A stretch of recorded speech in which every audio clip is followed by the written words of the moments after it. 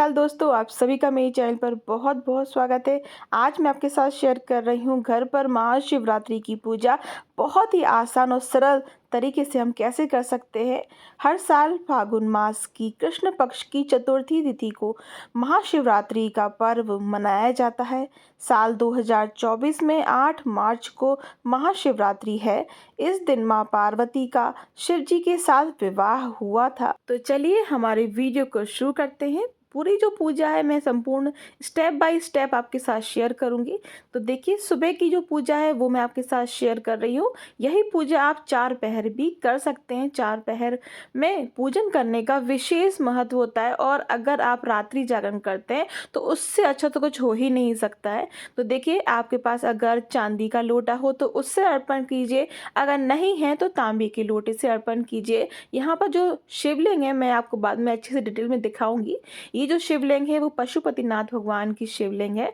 ये जो शिवलिंग है वो हम नेपाल से लाए थे, और ये गिफ्टेड है, मेरी सासू माँ लाई थी मेरे लिए। तो हम इसको ही पूजा करते हैं। शिवलिंग जो है हमारे थंब से बड़े नहीं होने चाहिए अगर आप घर में रखते हैं तो ये पीतल के शिवलिंग है। तो इनको सबसे पहले हम गंगा जल वाले पानी से स्नान कराएंगे, अभिषेक कराएंगे, और फिर एक अलग से लोटे में दूध, दही, घी, शहद और शक्कर पंचामृत मिलाकर उनका अभिषेक करेंगे। वैसे तो आप अलग अलग चीज़ों से भी अभिषेक कर सकते हैं, क्योंकि घर में हम रहते हैं तो हम अलग अलग चीज़ों से भी अभिषेक कर सकते हैं। हर एक चीज़ का एक अलग महत्व होता है, अलग विधान होता है अर्पण करने का, उनसे अलग अलग फल भी मिलते हैं। तो इस तरीके से देखिए, सबसे पहले तो हमने स्नान करा दिया है, और फिर उसके बाद गंगा जल से फिर से स्नान करा दीजिएगा, और फिर साफ कपड़े से पोंछ लीजिएगा। फिर हमने एक प्लेट में यहाँ भगवान को स्थापित कर लिया है। तो सफ़ेद चंदन हम निकाल लेंगे, सफ़ेद चंदन अर्पित करेंगे। और आप ध्यान रखिएगा, जो शिवलिंग है, शिवलिंग की जो लिंग होती है, यानी कि जो पार्वती माता के हस्त कमल होते हैं, वो उत्तर की तरफ होने चाहिए। आपका जो मुख है वो पूरब की तरफ होगा, और ये जो लिंग है वो उत्तर की तरफ होगी। ऐसे ही आपको बैठना है, ऐसे ही पूजन करना है। निशिता काल में पूजन करने का विशेष महत्व होता है। तो अगर आप निशिता काल में, जो आधी रात कहलाती है, कि आधी रात को जब आप पूजन करते हैं तो उसका विशेष फल मिलता है। तो यहाँ पर अलग से हम जो है गौरी मैया और गणपति जी को अलग से स्थापित कर रहे हैं, सुपारी और हल्दी की गांठ मानकर। तो इनका ही हम पूजन करेंगे। सबसे प्रथम तो गणपति जी का ही पूजन होता है, क्योंकि तो गणपति जी का हम पूजन करेंगे। यहाँ पर हम जौ, ध्यान रखिएगा, जौ जरूर अर्पित कीजिएगा। अगर हो आपके पास, नहीं हो तो आप चावल भी अर्पित कर सकते हैं, लेकिन ध्यान रखिएगा चावल, साबुत चावल लीजिएगा। फिर एक हम थोड़ा सा तिल का या फिर चावलों का आसन देकर हमारे दीपक को प्रज्वलित कर लेंगे। दीपक को प्रज्वलित करने के बाद ही हमारी जो पूजा है वो लगती है। हाथों में हम थोड़े से पुष्प और गंगा जल लेकर प्रार्थना करेंगे कि हे शिव जी, हे पार्वती माता, हे गणपति जी, आप मेरी पूजा को स्वीकार कीजिए। जो मैंने आज ये व्रत रखा है उसका मैं संकल्प ले रही हूँ, तो आप मेरी पूजा को स्वीकार कीजिए और मेरी पूजा को, व्रत को सफल कीजिए। मेरे घर में हमेशा सुख शांति समृद्धि रहे, यही प्रार्थना कीजिए। सभी लोग स्वस्थ रहें, यही प्रार्थना कीजिए। तो देखिए, बहुत ही छोटे रूप में आपके साथ शेयर कर रही हूँ। जब बहुत सारी सामग्री आपके पास नहीं भी है, तो बस एक शमी की पत्ती से और एक पुष्प से भी आप पूजन कर सकते हैं। तो ये जो फोटो है मेरे पास, उसको भी हम पूज लेंगे। माता पार्वती को यहाँ पर आप सुहाग की चीज़ें जरूर अर्पित कीजिए, और बाद में पूरी पूजा होने के बाद माता से सुहाग ज़रूर लीजिएगा। तो जो चुनरी आपके पास हो वो अर्पित कीजिए। थोड़ा सा यहाँ पर एक लोटे में जल भरकर ज़रूर रख दीजिए।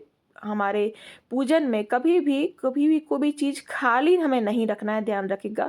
मैं यहाँ गुड़ रख रही हूँ। गुड़ बहुत ही प्रिय होता है भगवान को, तो गुड़ रखने के साथ साथ यहाँ पर आप मौसमी फल जो हैं वो भी रखिए। तो मैं यहाँ अंगूर और केले का प्रसाद लगा रही हूँ। फिर हम अपने कपूर से आरती करेंगे, या फिर आप घी की बाती से भी आरती कर सकते हैं। यहाँ पर आप बहुत सारी चीज़ें अर्पित कर सकते हैं। मैं आपको बहुत सारी अभी बताऊंगी चीज़ें, कि अगर आपके पास बहुत सारी चीज़ें हैं, जैसे अकउआ के पुष्प हैं, आप कनेर के पुष्प हैं, आप जो धतूरा होता है, बेलपत्र है, शमी है, जो भी आपके पास हैं वो सभी चीज़ें अर्पित कीजिए। मैं अभी आपको बताऊंगी। इस तरीके से पूरी चीज़ें भी आप अर्पित कर सकते हैं। मैं अभी सब चीज़ें चढ़ा दूंगी तो भगवान हमारे देखेंगे नहीं, इसीलिए मैं अभी यहाँ पर आपको सिर्फ बताऊंगी कि कैसे हमने सभी चीज़ें चढ़ाई थी। तो यहाँ पर देख सकते हैं आप, सुहाग का सामान और दक्षिणा भी हमने रख दिया है। दक्षिणा ज़रूर रखिएगा, जिससे कि हमारी पूजा में कुछ कुछ कमी रह जाती है तो वो पूरी हो जाती है और फिर इसको आप किसी भी पंडित को या ब्राह्मण को पाँव छू कर दे सकते हैं। यहाँ जनेऊ और कलावा भी ज़रूर अर्पित कीजिए। मैंने शमी भी अर्पित कर दी है। शमी की एक पत्ती में 100 बेल पत्र के बराबर शक्ति होती है।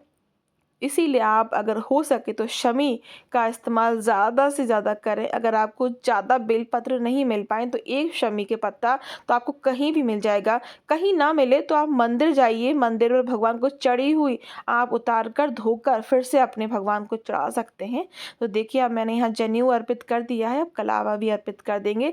वहाँ पर उस तरफ भी आपको दिख रहा होगा कि माता गौरी को भी हमने चुनरी अर्पित की है और गणपति जी को भी हमने कलावा और जनेऊ अर्पित किया है। अब यहाँ पर देख सकते हैं रुद्राक्ष की माला और बहुत सारी चीज़ें, हमारे कनेर के पुष्प और अकहुआ के पुष्प और यहाँ सभी चीज़ें हमने अर्पित कर दी थी, पर मैंने अभी हटा दी है क्योंकि फिर हमारे भगवान जी दिखेंगे नहीं, बहुत ही छोटे से हैं क्योंकि।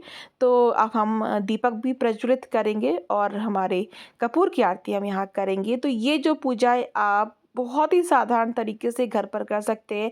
ये पूजा सुबह करनी है आपको, और अगर आपके घर के आसपास कोई मंदिर है तो वहाँ जाकर भी आप अभिषेक अवश्य कीजिएगा। हमारे घर के सामने मंदिर है जिसकी मैंने कईयों बार आपके साथ पूजा शेयर की है कि मंदिर में अभिषेक कैसे किया जाता है। आपको वो वीडियो मेरे चैनल पर मिल जाएगा, तो स्टेप बाय स्टेप वो भी मैंने आपके साथ शेयर किया था। तो इस तरीके से आप घर पर पूजा कीजिए। मंदिर है तो मंदिर में जाकर भगवान को जल अर्पित कर कुछ भोग अर्पित और करके दिया ज़रूर जलाकर आइए। तो चलिए आज का ये वीडियो मैं यहीं समाप्त करती हूँ। आप सभी को बहुत बहुत शुभकामनाएं महाशिवरात्रि पर्व की। आप सभी का बहुत बहुत धन्यवाद।